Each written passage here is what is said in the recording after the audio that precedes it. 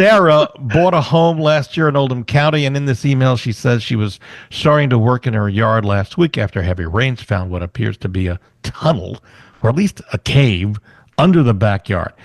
She's Really? not quite sure what to do, but she really wants to know, can she go back after the seller and say, hey, it needs to be filled in?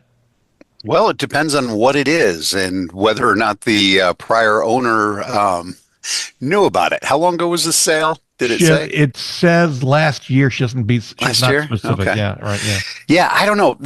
You get out into the counties, out into the country, and you can run into stuff like that. Old farms that used to have a gas tank underneath. Shoot, I even ran into one where there was an underground smokehouse.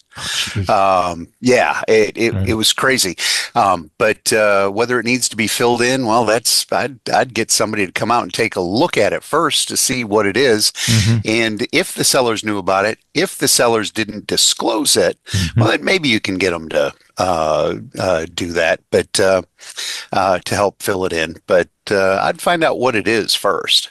I think you're right on target here. And let me point out that it Could be an be old septic system, shoot. or oil drum of some sort of fuel. Well, that's what I was container. talking about. The old farms, they used to have those drums underneath the ground, and they'd, to oil or to gas up the tractors and whatnot. Yeah, right. And that can actually be a hazardous waste issue.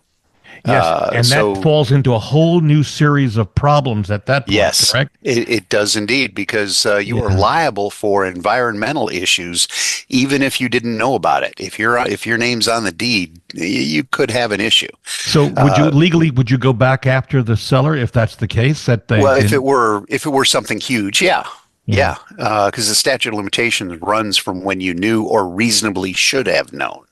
And I doubt anybody used ground penetrating radar as an inspection tool. But you have to be able to prove, Chuck, that they knew about it. That's the key, proof right? is always kind of neat in courts.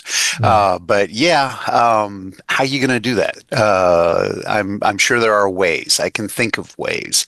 But that's, you got to find out what it is first. Find out what it would take to remedy the situation, and that's when you make the determination whether you go against prior owner or.